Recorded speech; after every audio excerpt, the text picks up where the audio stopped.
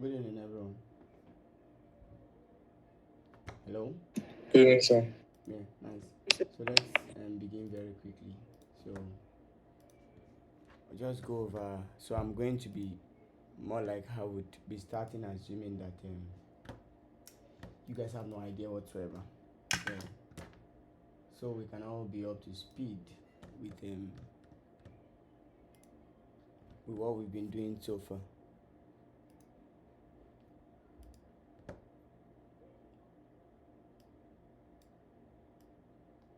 So we can all be up to speed with them.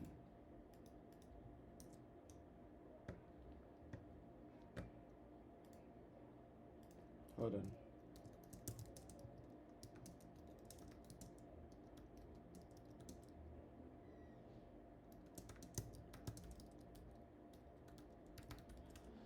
Okay, so I would start out by explaining some very basic concepts.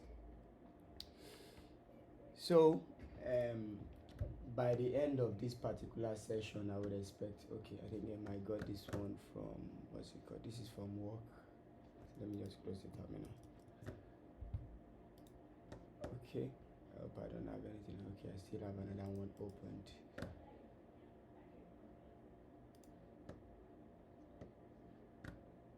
Okay, so I think everything is okay now. Yeah, so I'm going to be taking like more like what an HTML CSS crash course, and then the goal is to help you understand essentially what HTML is, to also help you understand what CSS is and how you know why both of these technologies are relevant when it comes to building modern web technologies. So yeah, so that's what we are going to be doing today. So just before we begin, I'd like to kind of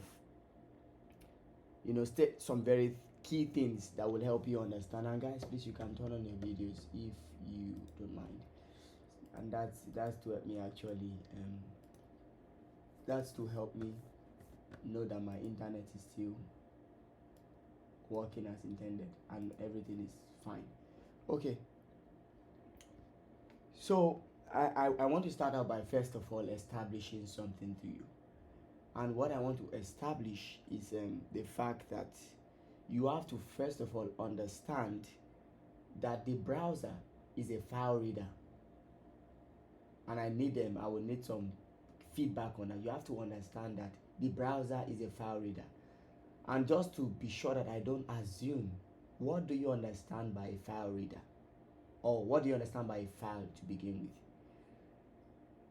Does anyone want to try? Just to be sure we're on the same page. When I say file, what does it mean?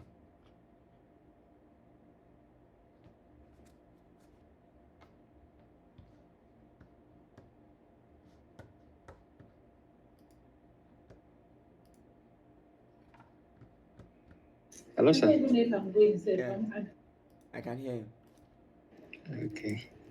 All right, sir. I said that in simple terms, a file is just a storage, a unit of storage that contains information or data that is stored. Okay, let's not Yes, sir. computerize the definition of a file.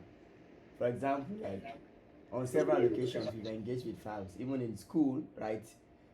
There have been several times where you would carry documents here and there, and what you have in those what you are, or folders rather, here and there, and what you have in those folders most of the time are just bunch of files, right? And you can realize that those files can become such an issue that if just one is missing you might not pass your admission clearance. So you get the point, if you've been there before. So files are very important, but then the essence of files is that they contain information, and those information can be read by whoever is interested. Isn't that correct? Hello. So let's take Yes. your admission procedure at the university or whatever level of education, as an example. When you go to the admission office and you hand a bunch of documents to whoever is supposed to attend to you, what they do is they take out each one of them and verify a couple of things depending on what their standard operational procedures procedure is. And for them to be able to verify means they can read what's written on the file. Doesn't that make sense? But for the fact that they can read those files doesn't mean they created those files. But somehow, because they kind of have there's a similarity between the language on the document you are presenting to them and the language they understand. So there's a common ground, and as a result, they are able to read the document. So imagine you going to, let's say, University of Port Harcourt, and you take a document written completely in Arabic language. What do you think? They send you over to they send you over to an Islamia. Okay, maybe you want to go to an Arabic school, probably not the University of Port Harcourt, or maybe if they have an Arabic department, I have no idea. But what I'm saying in essence is, file readers essentially read files, and in order for them to read the file, they have to understand the file. Does that make sense? So the browser, whether it is Chrome or Safari or whatever the browser you are using or you've experienced or you are even about to download, because there are a couple of new ones now that you can check out, like Arc. So there are a couple of browsers, and then all of those browsers have a capability, and the capability they have is that they can read files. And one of the key files, or the primary files, that web browsers are meant to read are web web pages, right? So a web page is a web file. When you go to facebook.com, that page you see is a document. Do you get the point? If you go to google.com, that screen you see is a document. Just that the browser is presenting it to you, and you feel like you are on the internet. No, you are not on the internet. You are only using the browser to read a file that is on the internet. Does that make sense? And that is no different from, it is no different from when you have an audio file and you put it into your audio or MP3 player. It's the exact same thing you're doing. So when you have an audio file, you want to play it with an audio player. When you have a video file, you want to play with a video player, or at least a player that has the capability to play videos. Does that make sense? So when you have a web document, you also want to put it inside of what? A web browser. But not all documents are web documents. So what then is a web document? So primarily, the very simple, clear answer to that is a web document is essentially a document that is created using an HTML extension. For example, what are the common extensions or formats for audio files? Can anyone try? What are the common formats for audio files? MP3, any other one? With Any other one? MP4. AIFF. M4A, AAC, OGG. I know OGG sounds more like OG, OGG. So there are a couple of file extensions, and then all of these file extensions do have, when you see the file extension, you can easily tell the kind of file they are, right? So even if you are not a media player, you just see a file and it ends with .mp3, you can automatically tell that, okay, this is an audio file. Does that make sense?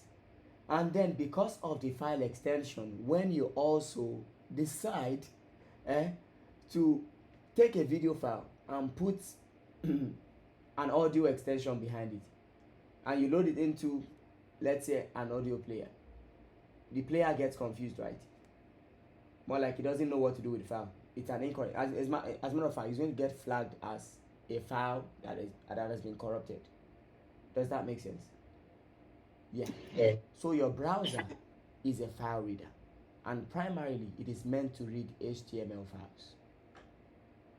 And every web page you see is a document, and those documents have an extension known as the HTML extension.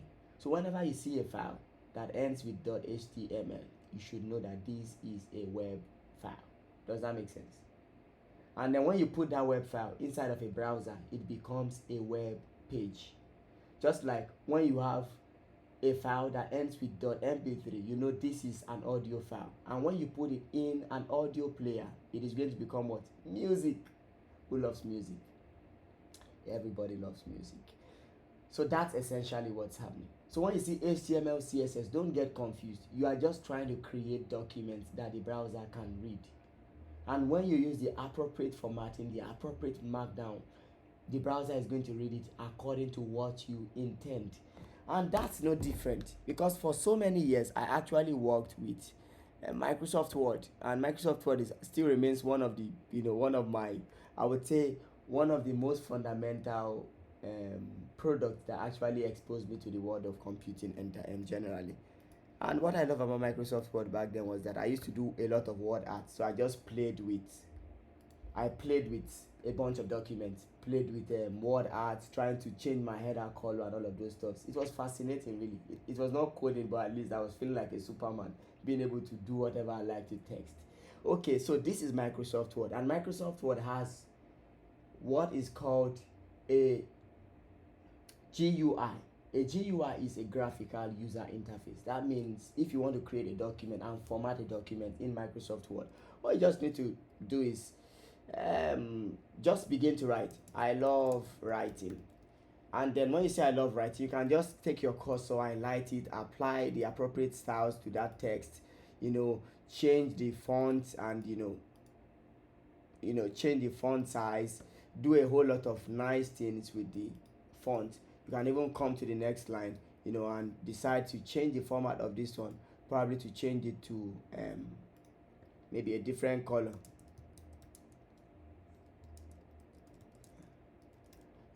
Just a bunch of things that you can do to text.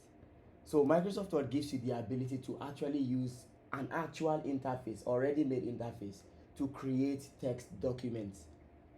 Does that make sense? You create text document, apply whatever style, apply anything you want to do. As a matter of fact, you can even decide to insert pictures just to light things up. You can decide to, and I hope I have pictures. I just pulled up pictures all of a sudden, and I'm not even sure if I have pictures. So so you can just do whatever you like because you have a user interface. But then if you are going to be creating web pages, you most likely would have a user interface. And of course, there are some platforms that claim that you can drag and drop and create website like wix.com and so on. But of course, I'm sure that if you want to be creating website with wix.com, you won't be here right now. So you probably don't want, that's not how you'd rather go about, because you don't have a lot of flexibility when you do that. So you want to have the superpower of being able to actually create documents that can look nice on the web browser, and then you can do whatever you like with those documents. So this is a Microsoft Word document, and I'm able to apply different styles. I'm able to underline this piece of text. I'm able to do whatever I like to it. I'm able to grab it. I'm able to apply different colors, and when I applied colors it just vanished. Sorry about that. So I'm able to do whatever I like, and that's because I have a user interface. But then when you are creating an HTML document, you don't have a user interface. As a matter of fact, this document I just created here, I could save it, and let me just do something very quickly. So let's save the document. So I would just save as, and I would want to save it inside of my downloads folder, and the name of the folder is called I Love Writing. So I would skip that, and I would come to my download folders here, and then I have a document, and guess what I'm going to do with that document? So this is the document, I Love Writing, right? And I'm going to right click on it, and you can see here when I do open with, I just see open with what? Microsoft Word and so on. I don't see anything that I can use to open it. And I'm trying to just do something crazy like open it with my Google Chrome, right? And you can see I can't get to select Google Chrome because it is not a valid file that Google Chrome can open. Because if Google Chrome opens this, it has no idea what it can do with it. But I still want to open it. I won't agree. I have to open this file. With them, I have to force this file down, Google Chrome's throat, and let's see what it does to it. So what I would do is I would just drag and drop it here, and you can see I dragged and dropped it, and guess what it did? It just downloaded it back. It didn't do anything. And if you come to my download folder, you see that the document has been created. It was sent back here as a downloaded what's it called? A downloaded file. And that's to tell you that this format is not viable. So if you want to create nice user interface that has text and so on, like web pages, you obviously cannot use something like Microsoft Word. But you can actually do a couple of things in Microsoft Word, and you want to allow your browser to read those things. Remember what I said after all, the browser is just a file reader. So if you feed it with the appropriate file, it is going to have the give you the appropriate output. Does that make sense? But then the most important thing is learning the appropriate technology to be able to create the document properly. And when you create the document properly, you see what you get to see in the browser. So without further ado, let's try to create the first file that we know the browser will be able to read. Does that make sense?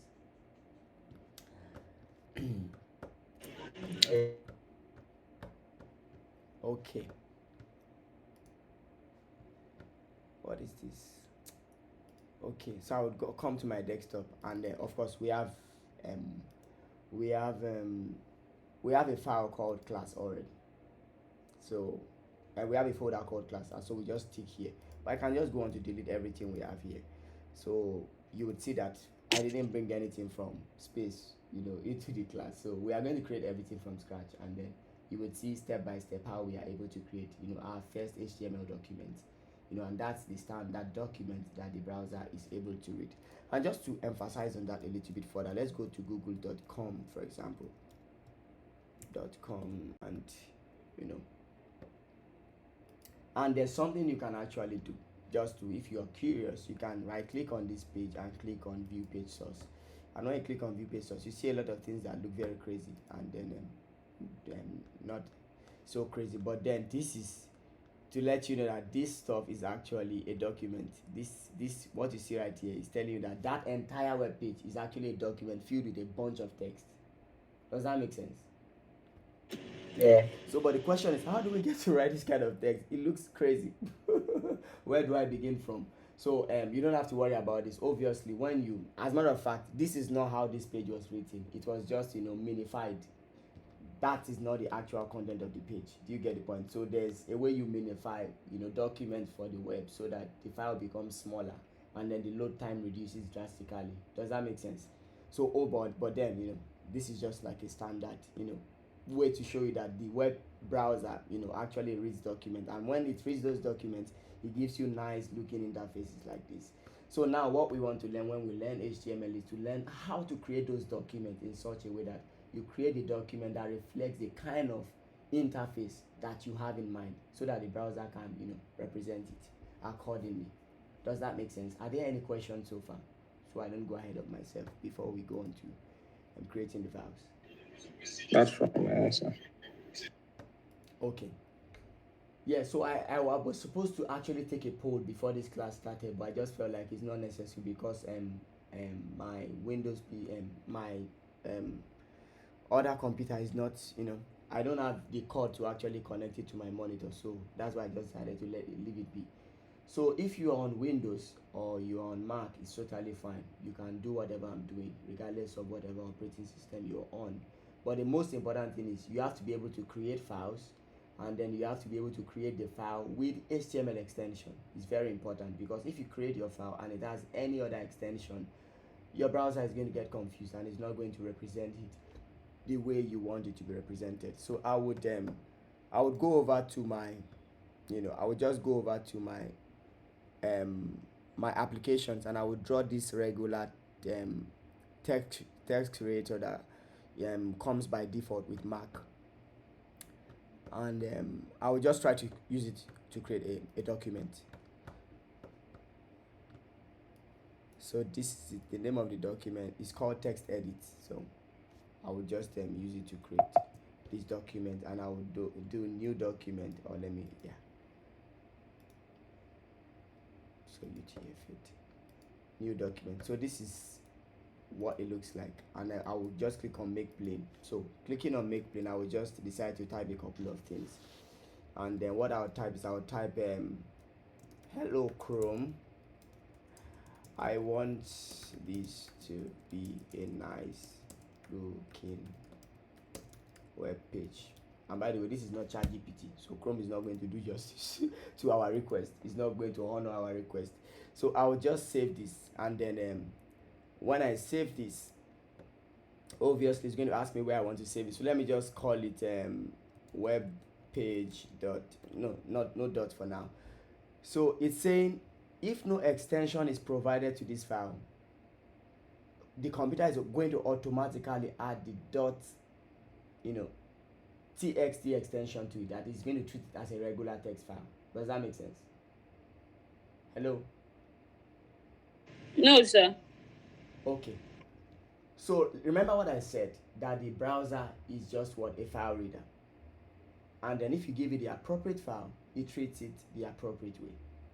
So if I save this file without specifying the name, the appropriate extension, which is supposed to be a .html extension, the browser will not regard any HTML syntax I put in that document.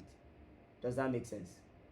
And here, Yes, sir. my computer is warning me before time that if I should go ahead to save this file without specifying my own extension, my custom extension, that this is going to get treated as though it's just a regular text file, because by the way, that's exactly what it is. Do you get the point? And Yes, sir. recall that when I viewed the source code on google.com, we were able to see that it's just a bunch of text files. But what separates you just putting ordinary strings of text inside the document, and then the browser is able to treat as HTML, and putting an ordinary string of text and the browser is confused, doesn't know what you are talking about. The only difference is based on the extension you specify on the file. And like I said before, if you see an audio file, just by looking at the extension, you can tell. If you see a video file, just by looking at the file extension, you can tell. And if you are not very conversant with file extensions and so on, let me just show you very quickly from my download folder. So my download folder, I have a couple of files here. So I have this file, it's called audio.mp3, and it is not an audio file because there's audio behind it. You get the point. It's an audio file because it has a .mp3 extension. And then we also have this brave browser.pkg. So this is a package. It's an installable, something I can install. It's actually an update for my Brave browser. And then we also have this one, that is I love writing.docx, and that's a Microsoft Word document. So because I know what these different extensions are, I can tell which document will open them. And not only can I tell, the computer can also tell based on the extension, because when I do open with, the options you see is a suggestion of what kind of file it is. So when I right click on my I love writing and go to open with, you see Microsoft Word is default because it is a Word document. But when I go to my audio player and I do open with, it doesn't recommend Microsoft Word, it recommends what? Apple Music. Does that make sense? And when I right click on this one, it recommends installer because the extension is specifying that you get the point. This is what? An installable package. And we can go on and on. So I can let me try to do something crazy here. So I have .mp3 here. So if this is .mp3 and I decide to also change this because I insist that the computer must obey me, and I decide to come here and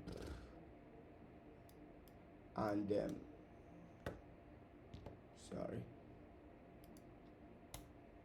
are you saying, are you sure you want to change the extension from mp3 to .pkg, as a use pkg? In other words, I have manipulated the computer. So let's see what's going to happen. That file is supposed to play this audio,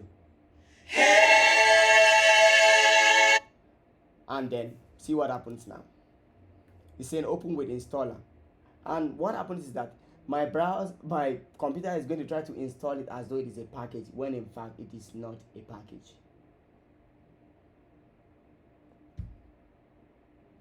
Are we all on the same page on this? Yes, sir. Is everyone cleared? Please, I need feedback from everyone just before we move on. Yes, sir. Okay, awesome. Yes, sir. Yeah. So of course, if I try to install this, and I hope it doesn't fry my computer, so macOS cannot verify the blah blah blah, so I say open, because so you can see what's happening. The operation couldn't be completed because it's not just a valid package. And sorry about that, let me just delete that file before it causes problem for me. So I'll just go over here now and try to hit to the warning, but let me not hit to the warning. let me just decide to insist and save this file as it, without the extension. So let's see what happens. So I would go over to my desktop folder, and that's this folder, and I'll click on class, and you can see I have web page. I called it a web page, but you can see when I say open with, you can see it's telling me to open with text edit by default because it is a text file. But then I have option to open it on Chrome and Chromium, and that's because Chrome is also able to read ordinary text files. And when I open it on Chrome, see what happens. It just shows me, hello, I want this page to be a nice looking web page, but it's not looking nice. It just looks like an ordinary text. Give a newbie a computer and they will do exactly what this stuff just did.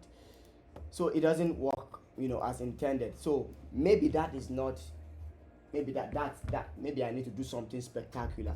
Maybe I need to actually decide to, maybe let's add some HTML inside of this, like regular HTML. So let me say h1 and paste this in, and do h1 again, and let's save. Remember, it's still that same file, so it's still the same file, so I can always go here and refresh. So you can see what is happening. It's just rendering everything as text. Does that make sense? Because after all, it's just a text file. So the question now is, how do you begin to create documents for the browser in such a way that the browser will know that what you are creating is actually an HTML document that is meant to be interpreted as a web page and not, an ordinary text document? How do we do that? In order to do that, we have to obey the last command, and to obey the last command means I will click on get info on this file, and then just the same way I changed the format of that audio file to PKG, I will change this text format to HTML. And guess what happens? It warns me, of course, but I'll say use HTML because I don't like those warnings. Can't be the boss of me, can't tell me what to do. Okay, so now we have a HTML on top of the file icon, right? And I right click on it, and you can see Chrome is default. Can you see that?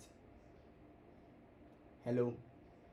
And guys, it's really important that we understand this aspect, because when you understand this aspect, it kind of just gives you a very good edge when you start creating HTML documents. You know exactly what you're doing. You know that you are just creating a document just the same way you would create it with Microsoft Word. But this time around, you are writing your styles in form of text, and you are not using your cursor to apply styles. Does that make sense? And by the way, if you do it very well, you might be able to create your own Microsoft Word using HTML, but not ordinary HTML, though you have to use some additional technologies to do that. Okay, I'll open this and then see what we have. Now we have standard HTML, being rendered. And this, my friends, is our first web page. Not the most impressive one. At least you don't get to add this to your portfolio, but at least it's a good start. Like they say, Rome wasn't built in a day. So we are well positioned for greatness. Are there any questions at this point before we start looking into the nitty-gritties of HTML? Please feel free to ask questions. Remember, this is a very beginner class, so there's no such thing as some people have gone ahead of this. Like, this is fresh. So if there are any questions, please, you can ask. I beseech you therefore, brethren. Okay, I would assume that if there are no questions, we can all move on. Is that okay?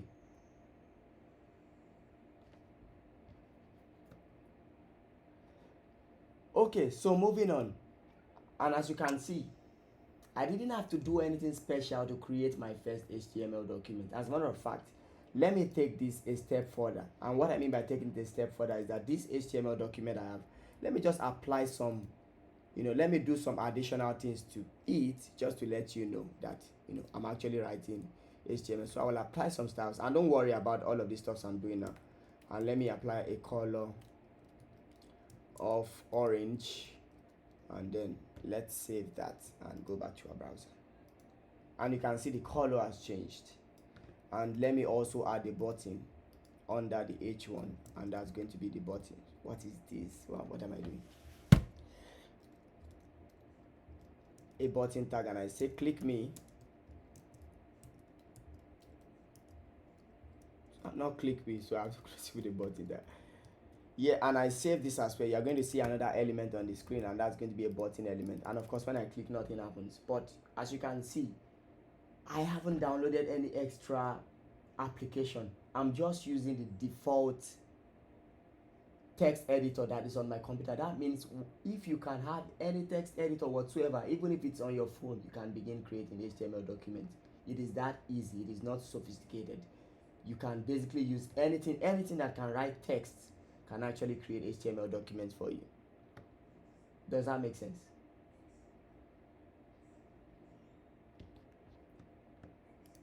Yeah, so I haven't downloaded any special app. I just have this app.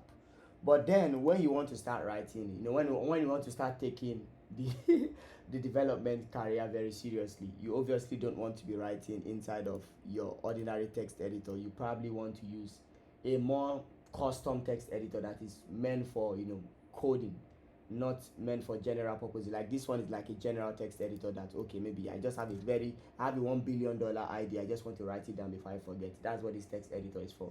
It's not necessarily for you to create documents, and that's why you don't get a couple of things out of the box. But for this, it's just to show you that you can actually begin writing HTML as long as you can have any interface that can help you create text files, and then put the appropriate extension. And what is that appropriate extension? Can anyone remind me?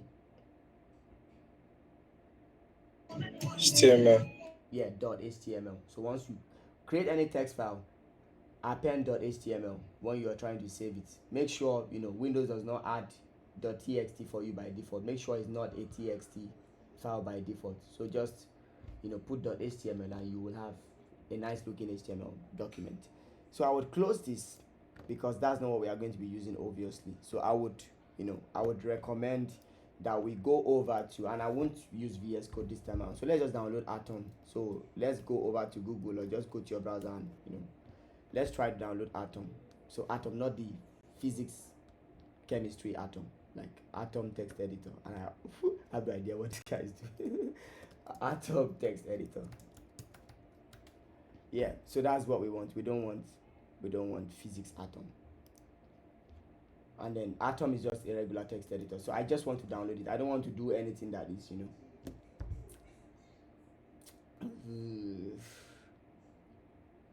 and I'm trying to find the appropriate one for my use. No, I think I may have followed the wrong link.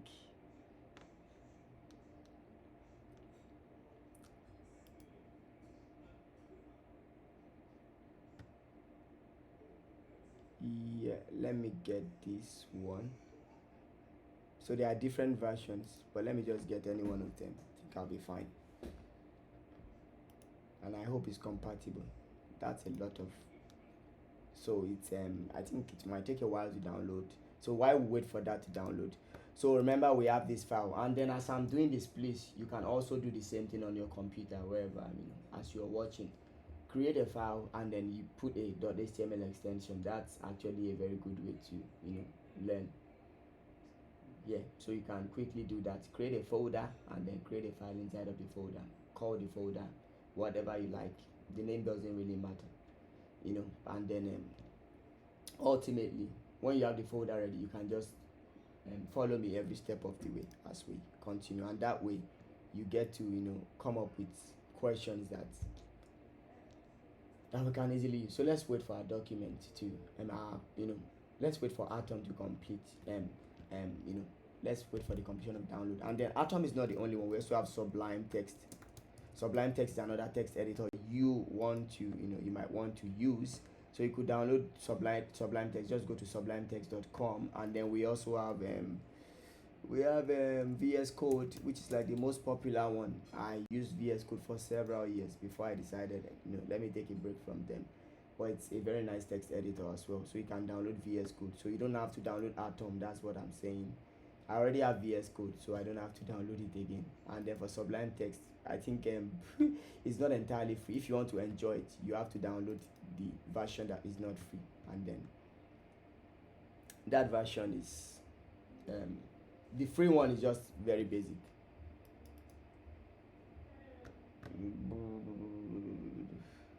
Okay, I think I got the wrong version of Atom, but it's fine. I fair. So let me stick with the known. So let me download Sublime Text instead of Atom, and then yeah, I think that's much better. I haven't actually used Atom before on Mac, so I think there's got to be a special way of downloading. Let me just get rid of it very quickly. But I believe you might have a different experience if you're downloading it on Windows. It's most likely going to be a different experience. So let me download Sublime Text. So you can see I have Sublime Text here, and I just double click it to install it. Yeah, and it's saying the developer is not trusted. It says that for almost everything. I can see here that we have something similar to the text editor we had before, but then the difference here is that because this one is more tailor-made, when I H1, and then this file is not an HTML file yet, so let me just go over. Let's go over to that document we created. I'll right click on it, and then I would open it with Sublime Text. So this option is not available, so let's open it with Sublime Text. And as you can see, I get some nice coloration on some part of my document, and that's because it's able to recognize that this is an HTML document. And let me just kind of zoom this in a little bit so that everyone can see it. So can you see it now, or maybe it's a little bit too big?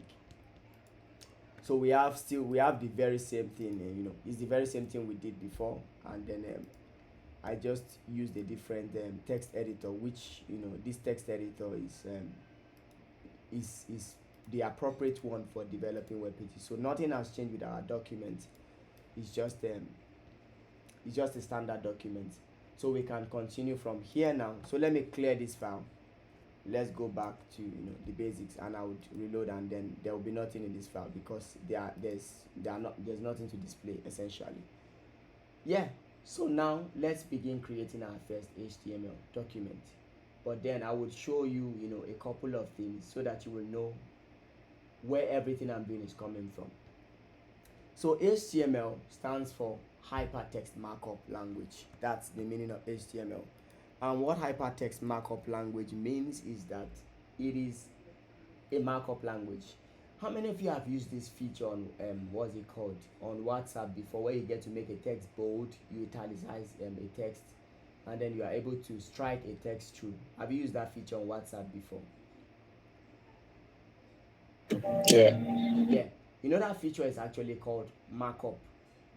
It's called markup, and that's because you can actually mark a text with specific annotations in such a way that the computer is able to see those annotations and be able to identify what those annotations imply and apply that to the text you are asking it to render.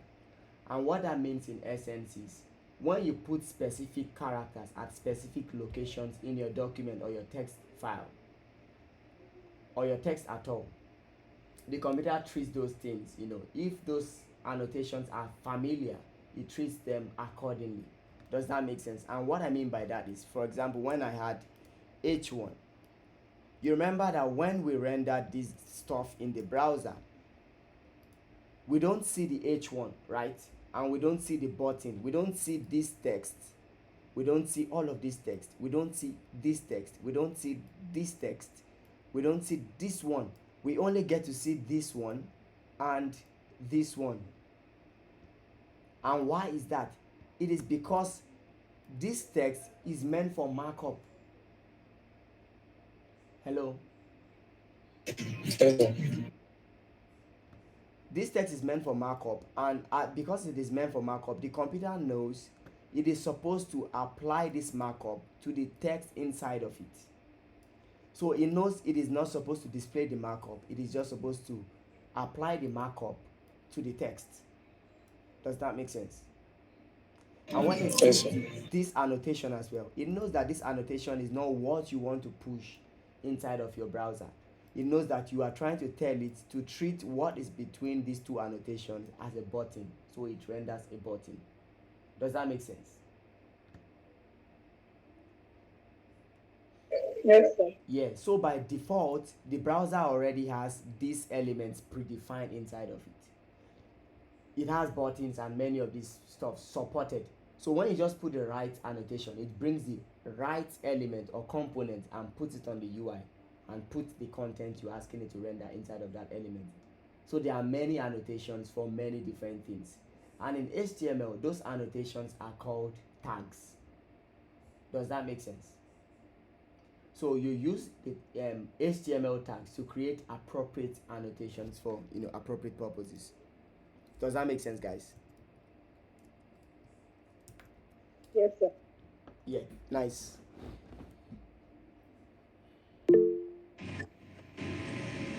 Yeah, the session is being recorded.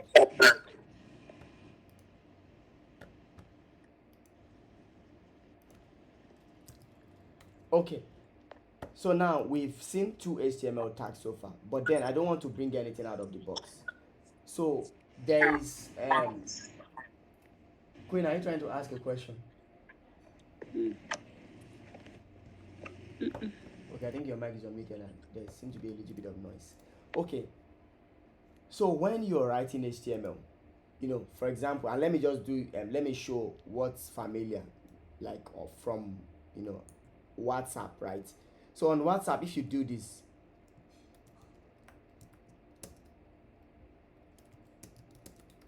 what is going to happen to this text? At least I think I remember how that works. I would I think so. What's going to have you used this feature on WhatsApp before? To be bold. Yeah, it's going to be bold, right?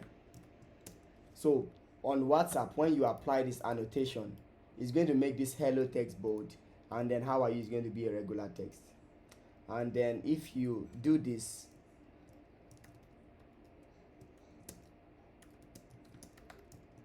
what's going to happen to this text? It's going to get italicized. You see hello and it's going to be kind of slanted. So that's what's going to happen. So WhatsApp already has the ability to mark down text. And then to mark down text means you put specific annotations at specific positions, and you put your text around the annotation, and your WhatsApp is able to read the annotation and apply a specific styling to your element or to your text. Does that make sense?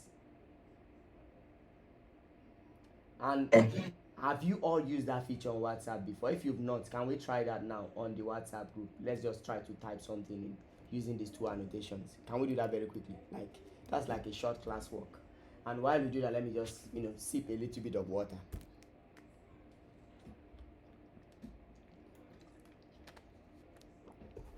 Yeah, I'm waiting for you guys on the group. So Abiola, did you use the annotation? I'm not sure if you did. Okay, I think the annotation for bold, I think, is that supposed to be?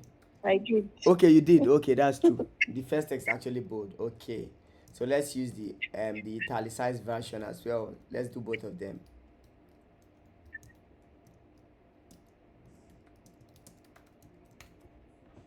Men, I believe you're on the group, and Jaden, you're on the group as well, right? Yeah, so let's all try. Okay, nice. Right.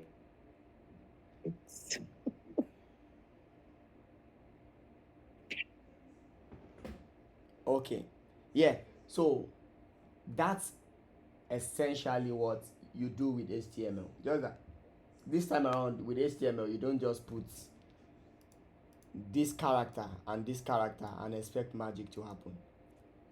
You need to learn tags. So HTML does not use symbols like this to make things bold or italicized. HTML uses and then when I take this to the browser, so let's go back to our web page and reload, you can see that HTML does not regard our it does not regard our annotation, and that's because annotations in HTML don't work with symbols like this. Annotations in HTML work with tags.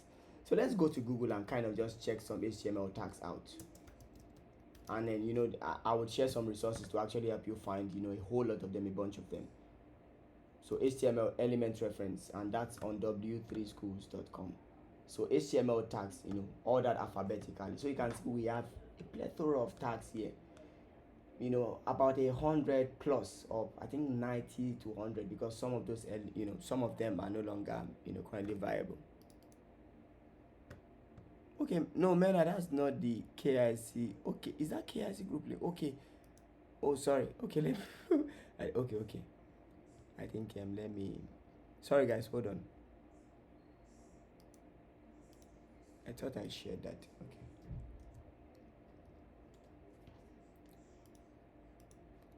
Okay. So we have a bunch of tags here, and you can see we have a whole lot of them. You don't have to worry so much about what they all do. You only be learning some per time, and let me tell you the honest truth. You will only have to use less than 20% of these tags for most of the projects you work with. Like, I tell you the truth, I've been coding for quite some time now, and I've never used some of these tags before, and I've built different scales of applications, including the ones that people use. I'm talking about hundreds of thousands of people. So, and I've not used some of these tags before, so don't get overwhelmed. You just have to understand that these tags is the equivalent of this syntax that you have on WhatsApp. Just that WhatsApp is, they just allow you to make bold, italicize, and then of course, I think there's one other nice one on WhatsApp. I think you guys should try that too. Hello, have you tried this one before? And I think this is the most obvious one, right? Yeah, so let's try this one too.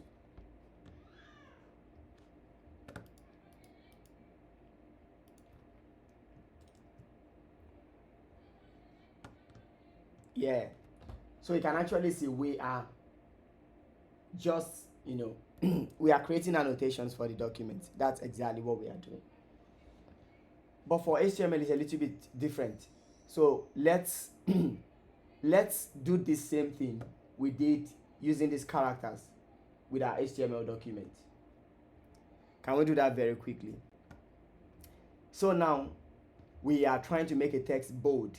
So let's see if HTML already has a way to annotate bold content. So let's scroll down. I already know there's something, but let's just try. Let's try to pretend as if nobody knows. So let's kind of look very closely and see if we find something for making a text bold. And I'm going very fast because I kind of know where it is already.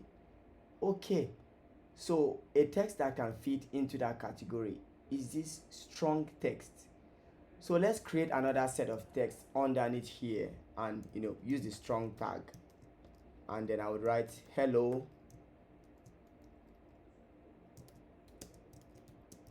how are you, and let's save that.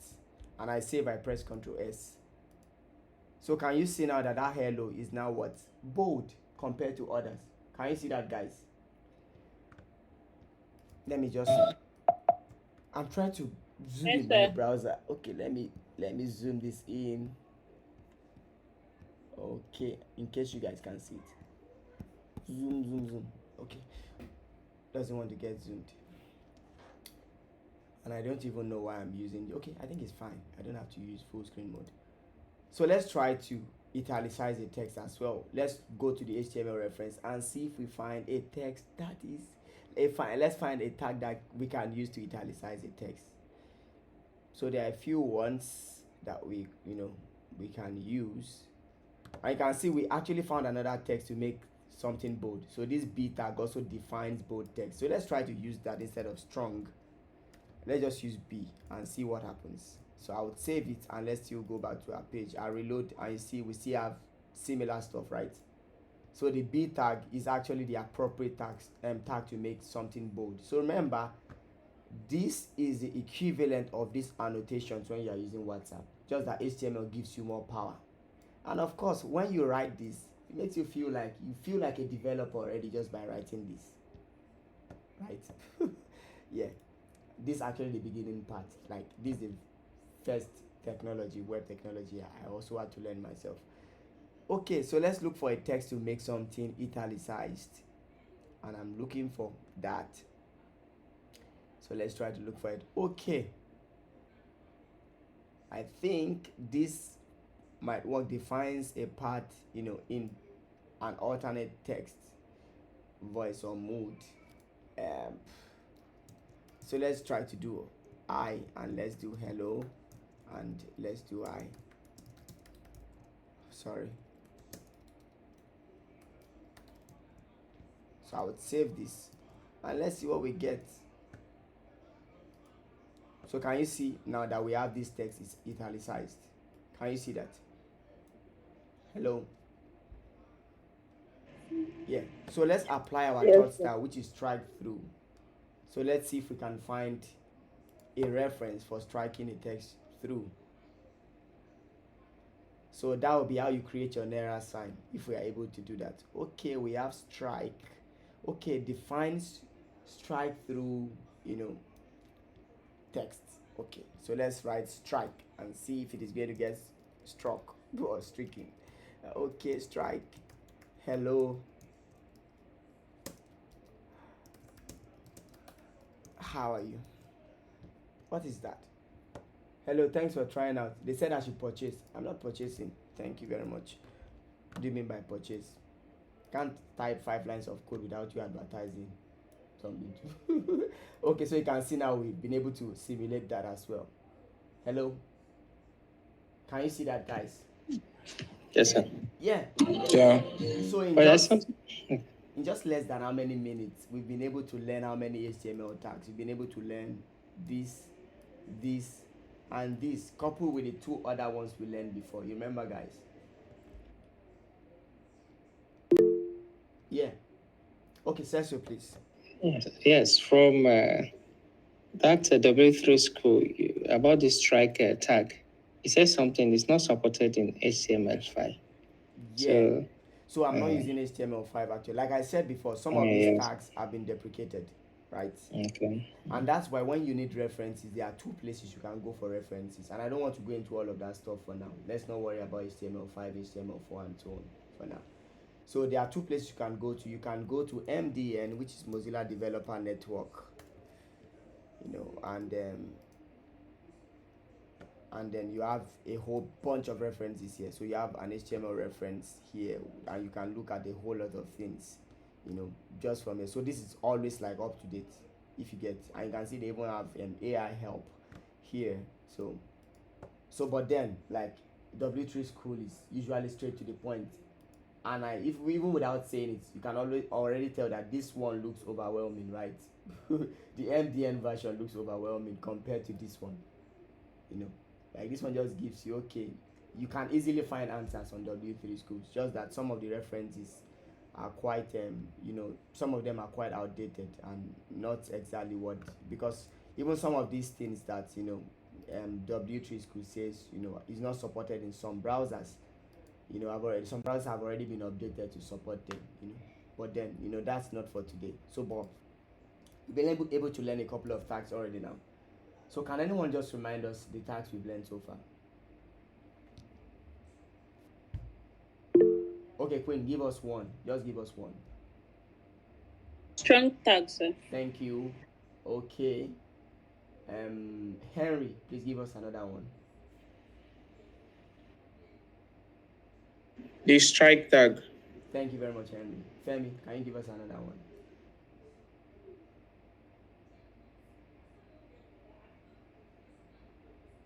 Hello. Okay. Seems like Femi is not with us. Okay. Mena, can you give us one?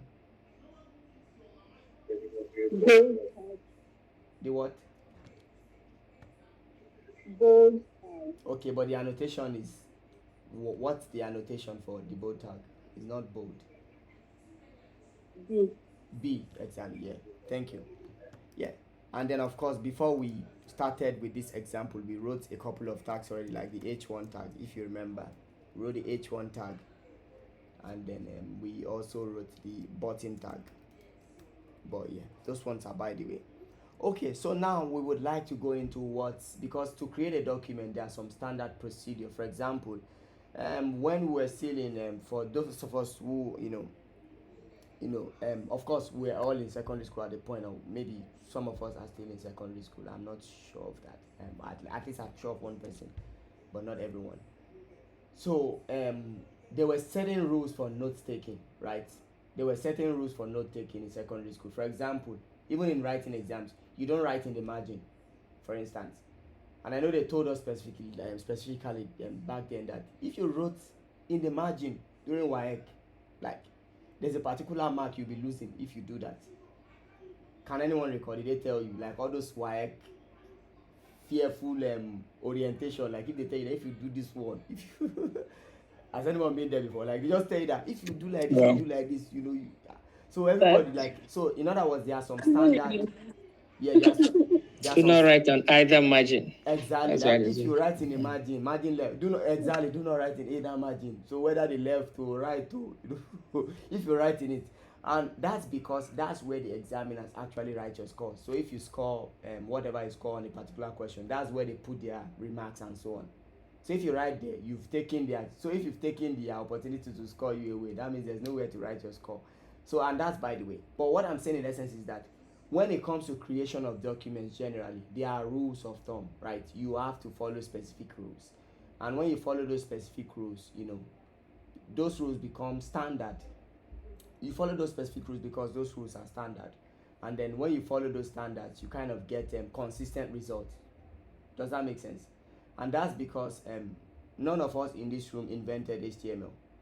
And HTML is used by if there's any company that has a web presence, they use HTML. You can take my word for it anyway. You cannot be in the browser without HTML. Does that make sense? You have to use HTML. It is a must. So and then if everyone is using HTML, that means there are rules for using HTML. You cannot just use HTML and then use HTML if that makes sense. So there are rules you must follow if you must use HTML, and one of those more fundamental rules for using HTML is you have to create a boilerplate. Okay, and I will give you a very quick example of what a boilerplate is. A boilerplate, have you ever experienced soap production before? When soap is being created, have you seen the procedure of creating soaps? I'm talking about soap, the one we use for washing, bar soap actually. Maybe bar soap works because there's a lot of liquid soaps around now and detergent. I mean bar soap. Has anyone witnessed the creation before? Okay, maybe not. Have you witnessed the creation of bread? Okay, let's use bread. Hello? Nobody has it. Yes, sir, bread, of Okay, course. okay, awesome. So why do you think you buy two different loaves of bread, and then from the same, let's say the same company for example, and two of them actually have the same shape and almost the same size or mostly the same size? It is because why do you think that happens? Can anyone try? Because they have the pan that they use, Exactly. a specific pan of for each of the loaves. Exactly. So they have the pan and they pour the what's it called, the mix inside of the pan, and then they put it in the oven. So that pan defines the shape, and that's the same way they create bar soaps. So that pan is what you want to call a boilerplate. A boilerplate is like a standard template that everything else should sit inside. Does that make sense? Are we on the same page on that? Yes, sir. Okay, so that's what a boilerplate is. So for HTML, we also have a boilerplate. There's an HTML boilerplate. And because most of the things you'll be doing as developers, will be researching a lot of things on the internet. And that's why, whatever I talk about, I look it up on the internet, not because I do not know those things already. But I want to also instill in you that it is totally okay to look for help almost immediately if you're stuck. Does that make sense? So let's look for what a standard HTML boilerplate is. HTML boilerplate. So let's see. So you can see we have something like this, body, blah blah blah. But I think okay. So we have this, but then this is. So let's go to freecodecamp.org, and then let's just see what we have here. So you can see this is a boilerplate. This is exactly what a boilerplate looks like. Does that make sense? And of course, I will show you how you can actually create your own boilerplate from inside of your text editor, so you don't have to go over to, you don't have to look this up. And by the way, one of the things I would want us to do, and I hope we are doing this alongside me, so I will just copy the text we have here, this boilerplate text, and I would paste it here for now. And when I paste it, notice our document here, right? We just have, and let me refresh. So you can see the title says what? Webpage.html, and then of course every other thing is blank. So now I have this boilerplate, and there's a lot of gibberish text on this. I'm going to slim this down in a bit, but this is the standard industry boilerplate for HTML. And of course we don't have any CSS files, so let me just get rid of this. So when I save this now, see what we get if I save this. So I saved it, and let's reload. So you can see that what we had before here has changed. We used to have what? Webpage.html, but now we have HTML5 boilerplate. And where does this HTML5 boilerplate come from? It comes from this title tag right here. This title tag is used to specify the title of your document, your HTML web page. So you can see that nothing changes in the body of our document, but of course we have a whole lot of code already written inside of here, a whole lot of markup. Does that make sense? So let me just clear this one in a bit, and let's save again, and let's go back to what we had before. Let's go back to the original state. Okay, so now we have this. So let's start writing our boilerplate from scratch. So we are going to just write what they had here, but not everything entirely. We are going to do away with the meta tags. We are going to do away with the link tag. We just want to keep everything slim. Does that make sense? Hello? Yes, sir. Okay. So the first thing I'll do is write a doc type declaration.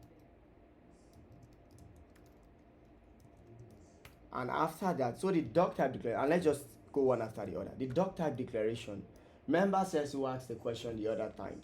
And that question is pertaining to the fact that some of these tags are not supported in HTML5. Does that make sense?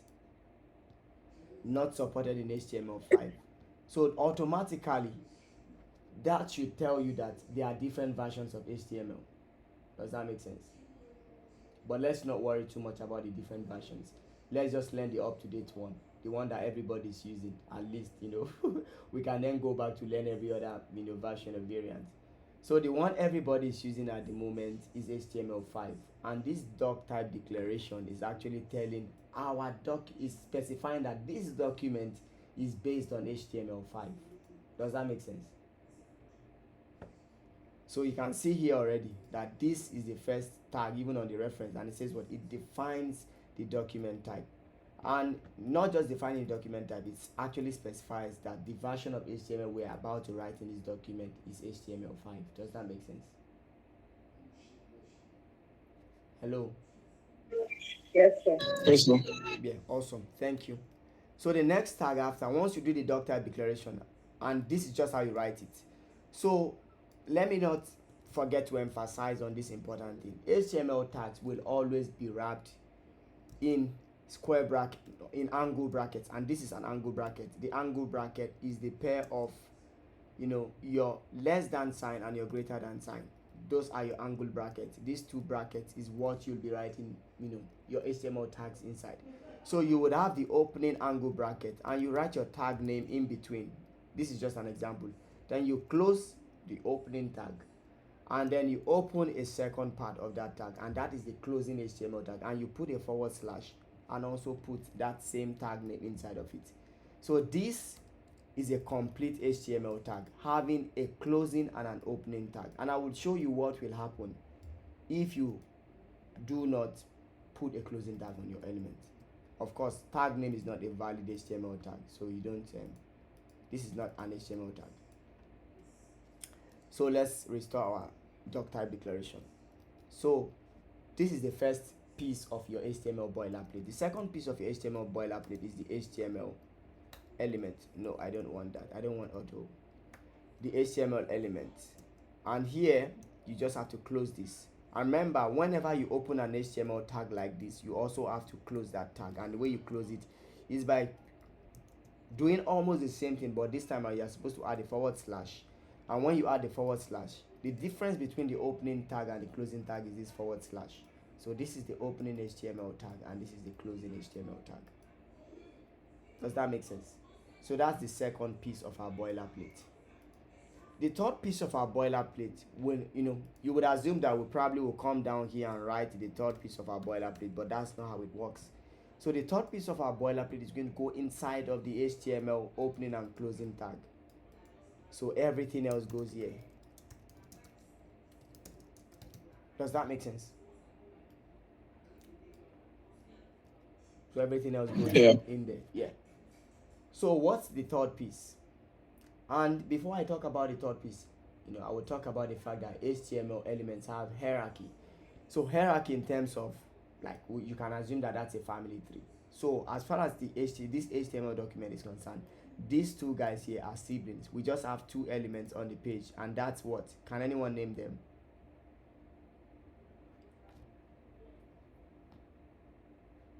What's your question, sir? I said we have just two elements in this document now. And what are those two elements?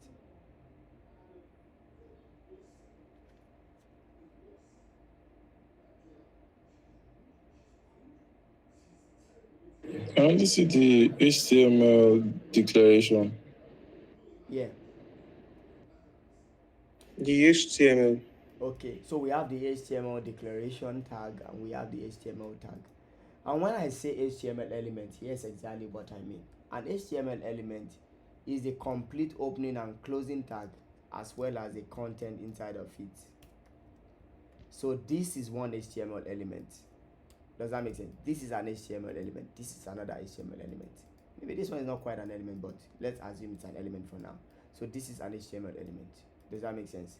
So now we have just two elements on the page now, and then those two elements, you just adjust this and this, respectively. So the third element, or the third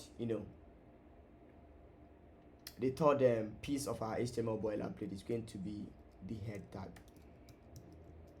And then I would also close this. Remember, when we open a tag, we want to close it. So inside of the head tag, what would you assume? And you can think of the head tag of the HTML like the head of a person as well. The head is just where the consciousness of the page lies in. The consciousness of the page, like the identity of the page. Remember what I showed you here before about the fact that this title automatically changed the moment we imported that boilerplate we copied from FreeCodeCamp. So let's see what happens now. So the head tag is just like the brain of the page. You put some information all about the page or pertaining to the page in the head tag, and those information will not be displayed on the UI, will not be displayed. And when I say the UI, I'm talking about the user interface, the part of the page that the user gets to see. So inside of the head tag, we have the first tag, which is the third and fourth element of our boilerplate, is going to be the title tag. And then the title tag, so we call this our first web page. You can call this whatever you want. And I'll close this. Remember, whenever we open, we close. And remember, what we have here is web page.html. So the moment I put the title tag and I save it, guess what? When I reload, you see we have our first web page. So whatever is here, like this guy here on this W3 Schools, HTML reference, this HTML hypertext, whatever, all of these stuffs are actually the content of the title of those different pages. Does that make sense, guys? Yes. Yeah. Makes sense? Okay. I believe we are all on the same page so far.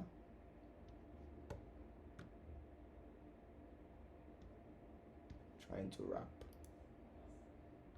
So can you see that we have a title on this page by inspecting the code? Can you see that? Yes, sir. How did you get here, sir? Okay, I thought I showed you guys that before. Okay, so this is how I got here. So just right click on any web page whatsoever, anywhere in the world, and click on view page source. Or you could press Ctrl U and you would see this. Okay, sir. Does that make sense? And you can see you can see we're actually writing something similar to what they are writing. Can you see that? So you can see the doc type declaration, you can see the HTML tag, and a whole lot of other things. And of course, you obviously know that I won't be talking about all of these things because it might just lead us into more complexities, right? So let's keep everything simple. So, but know that you have the doc type declaration, you have the HTML tag, and inside of that you have the head tag. And inside of the head tag, we also have the title tag, which is right here. Where's that? Okay, here. here. Does that make sense, guys? In case you're not seeing it, so this is it. This is the title tag. Okay, I believe we are all on the same page. So now we've been able to put our own title tag. So let's leave everything like this for now. So let's go to the fifth element of our HTML document, and that's going to be the sibling of our head tag. Remember, the doc type declaration as a sibling, and what is the sibling of the doc type declaration? Is the HTML tag, because they are on the same level. And in HTML, you actually want to indent your code. You want to indent it. So you don't want to do this. You want to indent everything, because if you do this, you are able to tell what is inside what. So the reason why you see code actually having this particular format is not so that developers look cool. It is so that you are able to read the code better. You can tell what is inside of the other. Does that make sense? So this rule right here is called indentation. You actually want to indent your code using tabs, but most of the text editors you would use, like Sublime Text, Atom, Visual Studio Code, and so on, will give you the indentation out of the box, except if you tamper with it by yourself. Does that make sense? Yes, sir. Okay, so I would go on to the next component, or the next piece of our boilerplate, and that's the body tag. The body tag is the coolest tag, and that's because everything you put in the body tag is what your users get to see. So you don't put anything that you don't everything you put in, every element of the page that the user must see should go inside of the body tag. And you might decide to violate that. For example, you can decide to come inside of your head tag and put, here we used the B tag before, and say, I won't obey the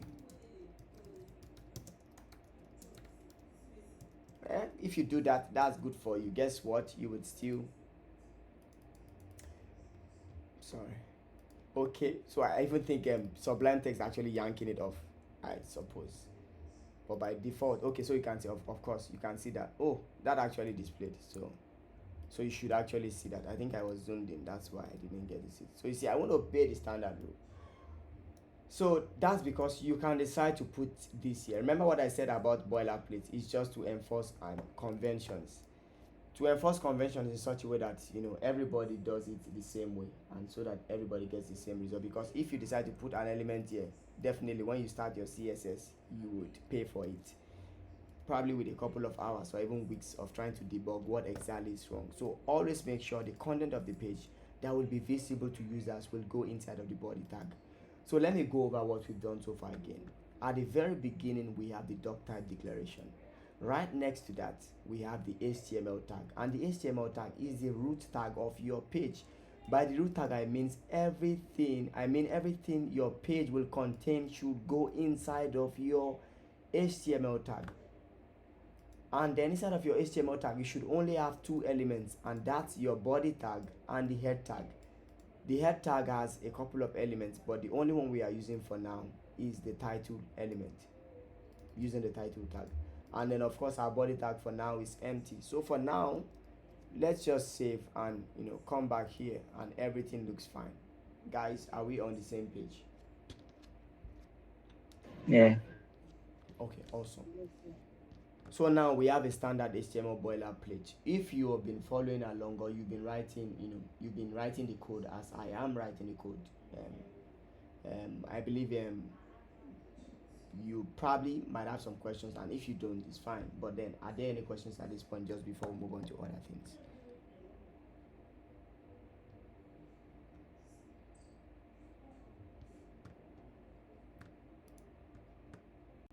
Okay, I would assume that means no questions. Okay, makes sense. Nice. Okay, so remember the analogy we used before, or the example we used before, while we were trying to specify what a boilerplate is like. So this is more like your baking pan, whether you are baking a cake or so. So this is the mold that everything actually sits inside. So when you have the proper mold, you will have the proper content.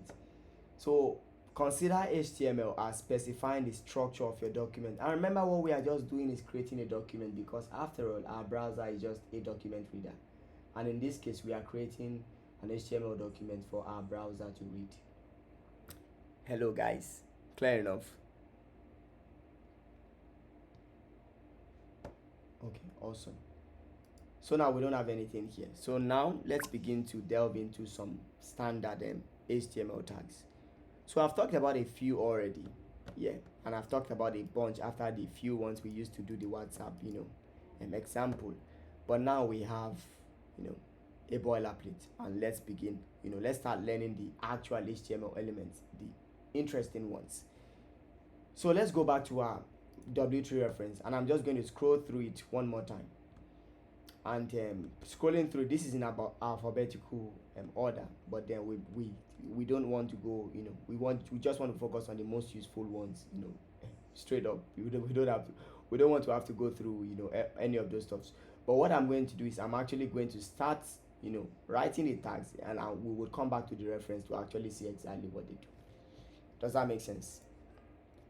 So the first tags you probably will learn about in HTML will be the header tags, and not probably, the one you are going to be learning about now if you've not done HTML before. So you say this is H1, and I will close that. Remember, you always close the tag, and there are exceptions to this, but always know that you have to close the tag. The opening tag using a square bracket, an angle bracket notation, the tag name, and then this other notation. So we have this notation here and this notation here, and then this right here is the content of this H1 HTML tag. Let me take that again. This full stuff, this full line is representing an HTML element, and then this first part that has this angle bracket H1, another angle bracket, is the first annotation of the HTML of the H1 tag. This one on this other end is the second annotation, and this second annotation with the forward slash is actually representing that, is indicating that this is a closing tag. When I take this out of here, it is no longer a closing tag.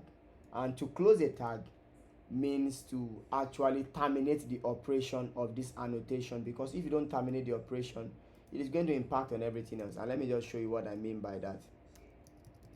So let's say I don't terminate this tag like this, and I save this element. So you can see that even this one right here that is not inside of this opening and closing tag also gets affected by that styling, and that's why you always want to terminate your tags. Close your tags. So you can see this gets reverted. So let's go back here. So the H1 tag is the first one you would want to learn, and then the H2 tag is also a header class. So all of these guys here, and I want to kind of put a little bit of labeling on this stuff so that it is clear. So in order for you to label things in HTML, you have to use what is called comments. So comments are written in this format. So you write a comment like this.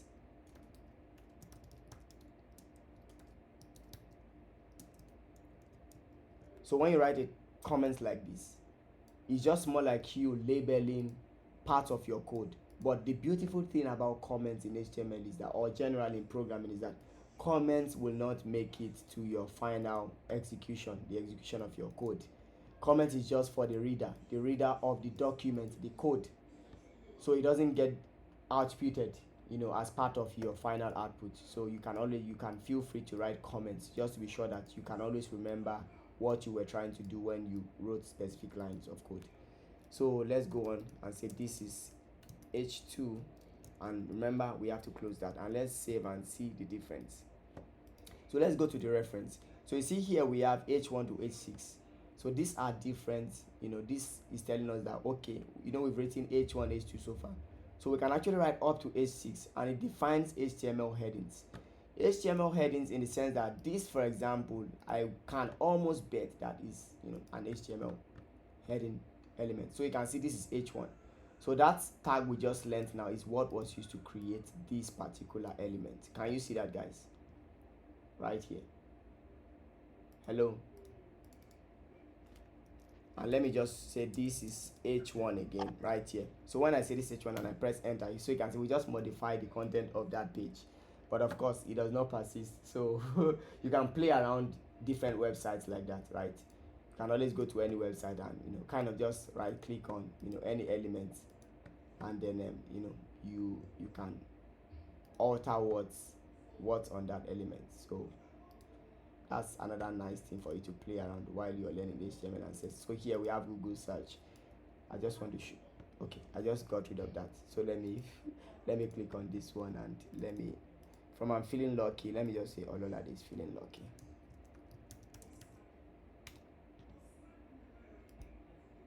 Okay, they won't allow me do that.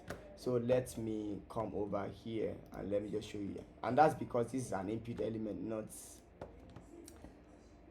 Okay, so okay, let me change this. This should change. So you can see here that I'm able to change this element. So of course this does not take any effect. The moment you refresh, everything just goes back to origin, the initial state. Okay, Queen, you want to ask a question? So you said something about APL. What's an APL limit? Eh? You were trying to click on I am lucky and I'm feeling lucky, and you said that it didn't change because it's an APL limit. No, it's an input. It's an input. Okay, input. Yeah, okay. I can actually change it, but then I can actually change it. But then I'm supposed to target a different value. So you can see I changed it now. So it's not a regular button. It's a button that has a role of it's an input that has a role of a button. But that's a different target. And I'm just showing you what you could do. If you go to any web page, just click on this, inspect the elements, and then of course we'll talk about the inspector in a bit. But then let's just try to round up the heading tags. Okay, I'm back on the code. So we have h3 now, and then let's also say this is h3, and let's close this. So I would save this, and then of course when we go to the browser, we refresh, and you see, but you see that the size gets, we keep descending in the size of the elements as we keep incrementing the the tag name. And don't get it wrong, these are different tags entirely, meant for different purposes. So h1 is usually meant for your toppest, your top level heading on the page. Like, let's say it's a news blog you're creating. You see that news title, or the major news headline, your h1 will be a perfect stuff for that. And then of course your, what's it called, web crawlers, Google web crawlers also have a way of looking for those elements first on a page when it comes to trying to see the relevance of the page, and as it concerns or pertains to a keyword. So let me just go very fast on this, and then h4, let me do h5. So we can get to learn, and then let's do h6.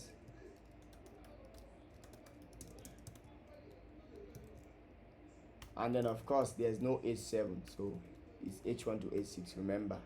So we have h1, h2, h3, h4, h5, h6. So h1 is the largest header class, and then the h6 is the smallest one. And when when we go back to our browser, you can see that, okay, you see h1 is actually very small.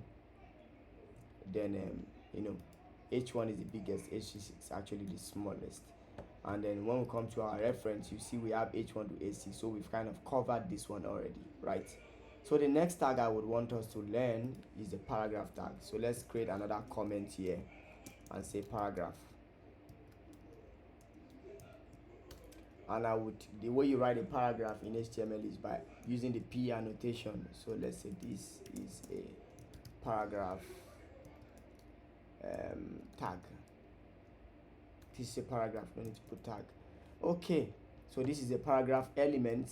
Remember, opening, closing with the forward slash, and then the content is in between, and then all of this together is your element. So when we save this and go back here, you see we have this paragraph now. Does that make sense?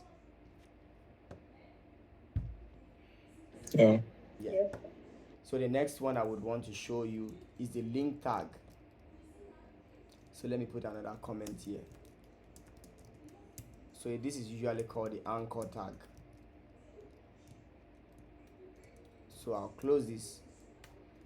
So A, and then of course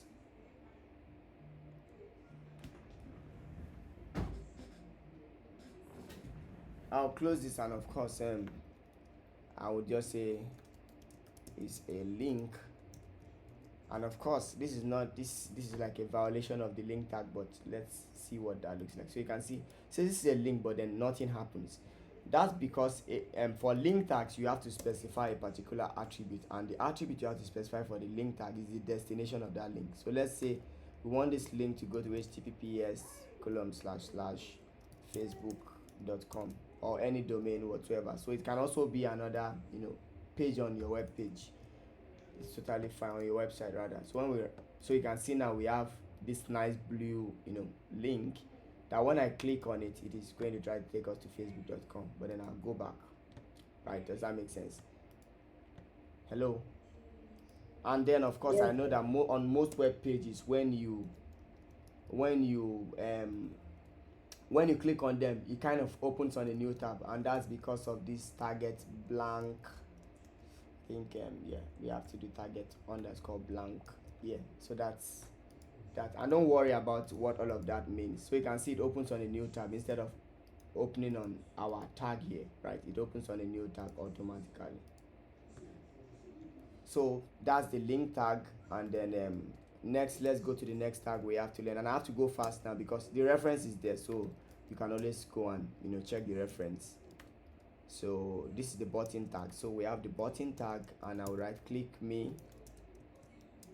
I am a button. Of course, you hardly see buttons that have this much text inside of them, but this is just for it's to illustrate what I'm saying.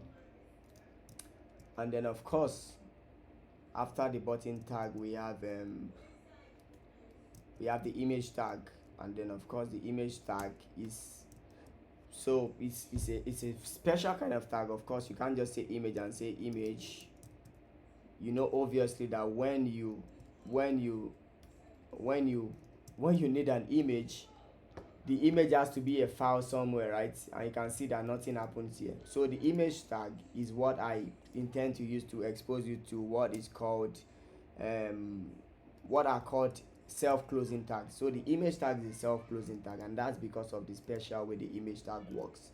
The image tag takes, just like the button tag, remember here we were able to pass in two attributes to the button tag. This is the opening anchor tag rather, and in the opening anchor tag we pass two attributes, the href and target attribute respectively. The href attribute has a value, and the value is the link to the page we want the link to point to. The second attribute is just us telling the link to open in a new tab.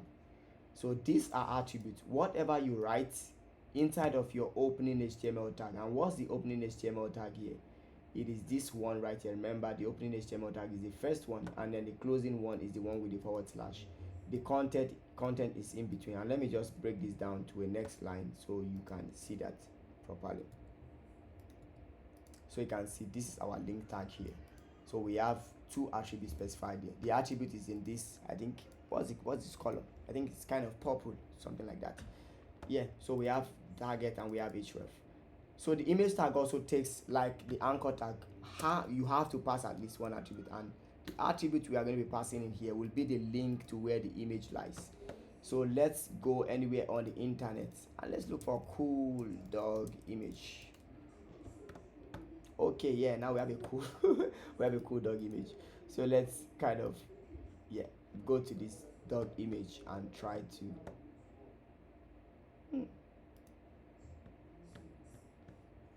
so I just want to copy the copy image address, of course, and I would just paste it here, and this is the link to the image. Don't mind the fact that it looks very long, but it's totally fine.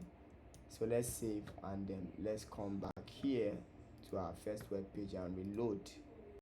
So you can see we have a massive image of a dog, and it's kind of just filling our entire web page. So the image tag, and please guys, follow me closely here. This is a good place to ask questions if you feel lost. So we can specify the width of the image, and let's just specify the width so that it doesn't take the entire page.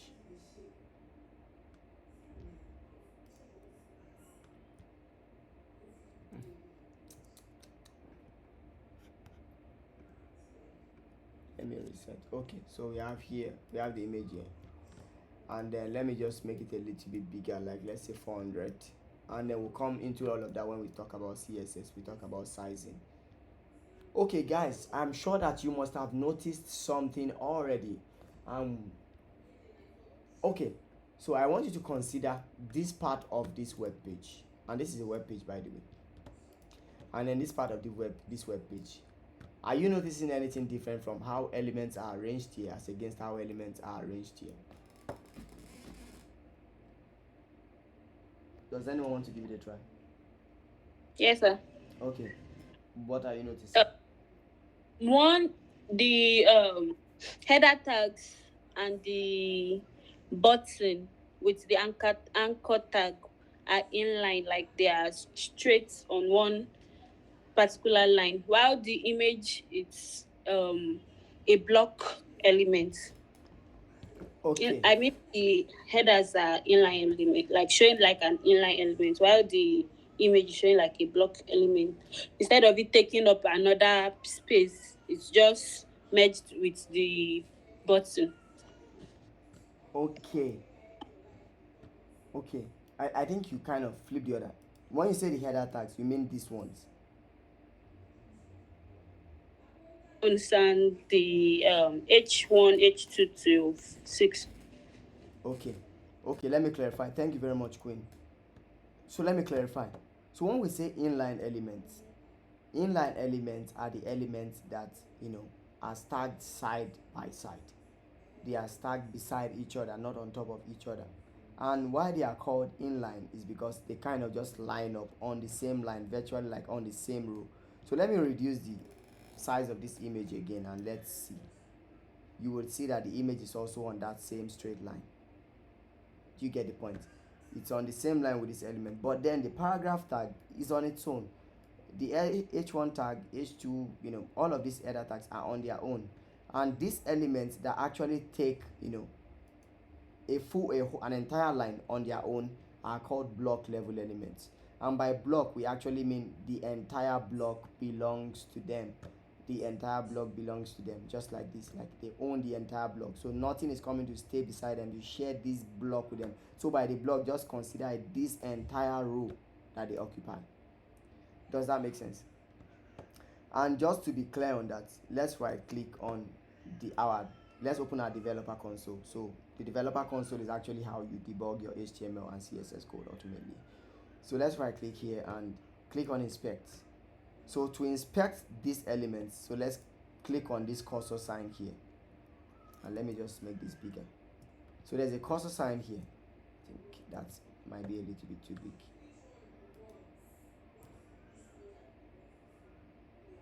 So there's a cursor sign here, and you can use it to hover on top of any element. So let's hover on top of our H1. So you can see the H1 is the width of the H1 is the entire width of the screen. Can you see that? So that's a block level element. Look at the H2 as well. The width is the entire width of the screen. That's a block element. This one also takes the entire width. This one. So all of them, including the paragraph. But look at the link tag, for example. It doesn't take the entire width. It only takes as much as it is required to render the content inside of it. Likewise, the button and the image. So these ones that take enough space just to render the content inside of them are called inline elements. They are on the same line. You can see they don't take the entire row like these guys up here. Can you see that? Is it clear for everyone? Yes. Yeah. So we have block level elements and inline elements, and those are the two categories of elements you have in HTML. You have block level elements and inline elements. So your H1 is a block level element, your H2 is a block level element, your P is a block level element. All the header elements are block level, and there are other block level elements, but then of course we've just exhausted a couple of tags, so we can't go over all of that. But then know that these ones right here are inline elements because they kind of render on the same line, side by side. Does that make sense?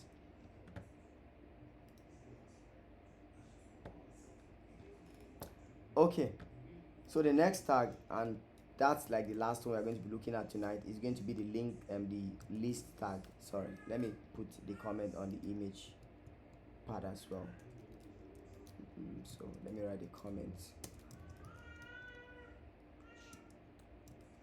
Okay, and then of course, I know you probably would have noticed that the image tag is a little bit different from the other tags we've dealt with so far, right?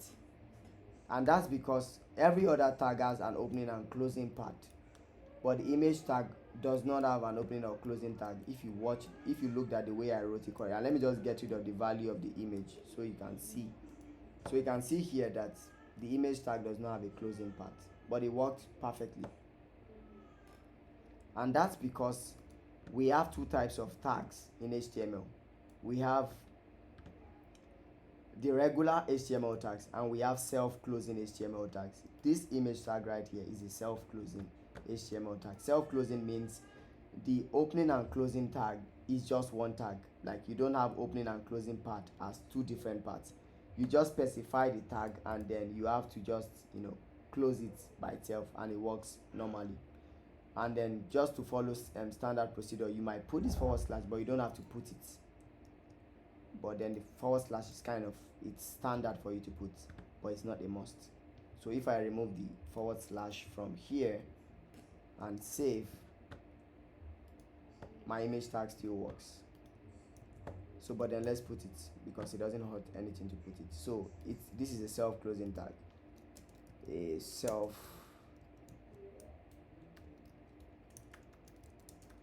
self-closing tag. Another example of a self-closing tag is and let me just quickly show you that, is the input tag. So the input tag is what you use for things like form inputs. So the input tag also takes several attributes like type and name. So let's say we want an email input from our users, and then we want the name of that field to be email,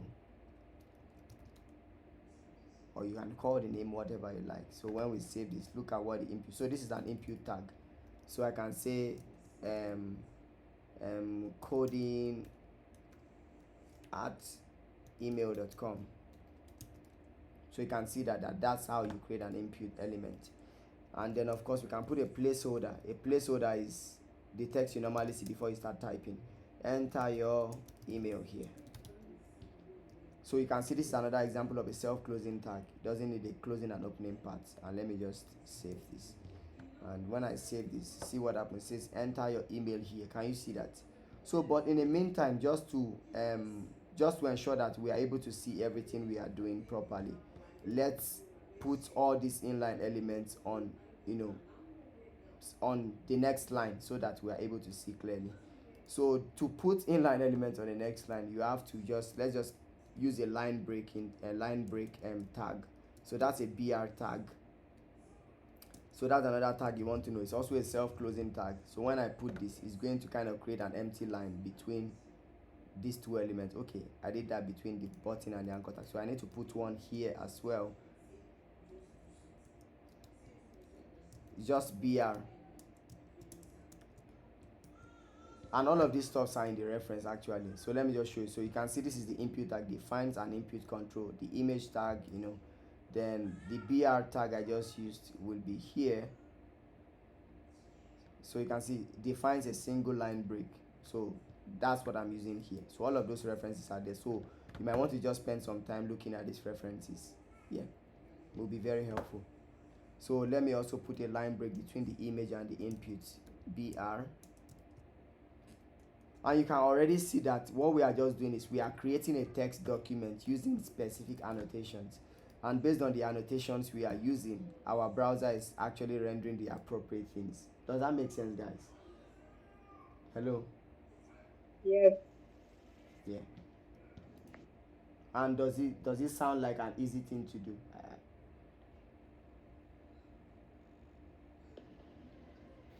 Yes, for now, yes. So for now.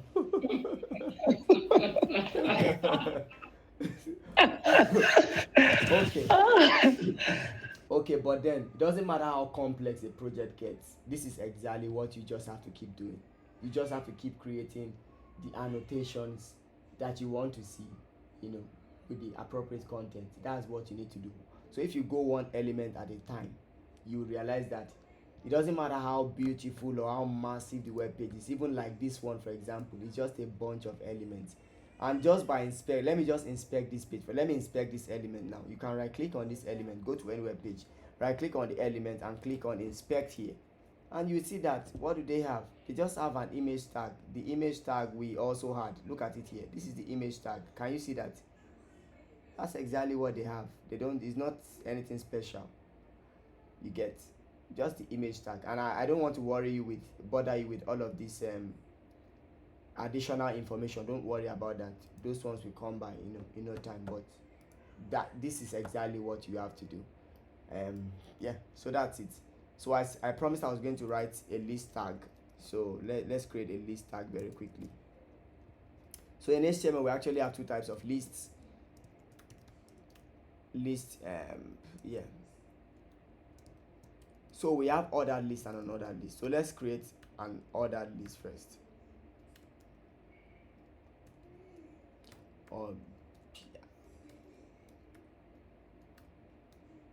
So another list.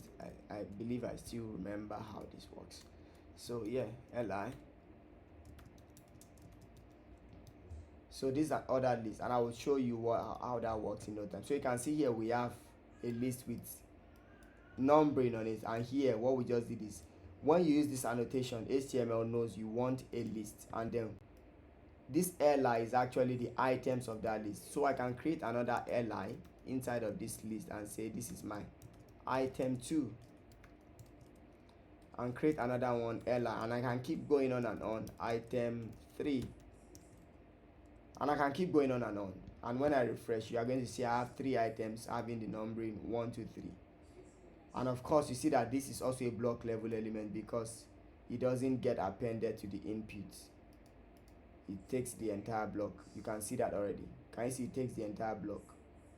Unlike these guys here, they don't take the entire block. They just take as much as they need to be rendered. So you see here. So this is for an ordered list, and the ordered list is represented by OL. So let's create an unordered list. So the unordered list uses bullet points, not numbering. So that's, instead of OL, you put UL, and then you close that. So using UL, we also use LI, right? So we say item 1, LI, item 2, LI, item 3. And when I save that, you would see another list with bullet points. Can you see that, guys? And then of course, you can always find the UL LIs, the OL, sorry, what's it called? The OL, you can see the LI, so it defines a list item, right? So you see the OL defines another list, and then you would see the UL here, and it would say defines another list. Does that make sense, guys? So Yes. okay, nice. So I would like to actually start applying a little bit of styling to this page, but obviously our time is fast spent, and I don't want to keep you guys longer than this. It's almost 2 hours already since we've been on this class. So I will stop the class here and stop the recording. So if you do have any questions, do let me know. So when we have the next session similar to this, we can then pick up from here. Does that make sense, guys?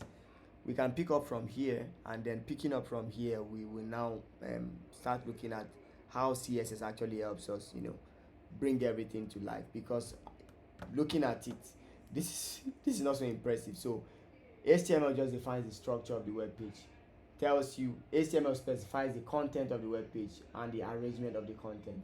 CSS is now how you begin to apply styles, because so far you see we haven't applied any style. We just basically created objects, images, and so on, and created text and images and buttons and inputs with lists, but we don't see any beautification of these elements yet. So that's exactly where CSS comes in. So from getting our web page to look in order to get our web page from looking like this to looking something close to this or even this, we have to have a fundamental understanding of CSS. So at the moment, we have what it takes to actually say we know the very first and fundamental technology used to build web pages, and that is HTML. In other words, hypertext markup language. Does that make sense?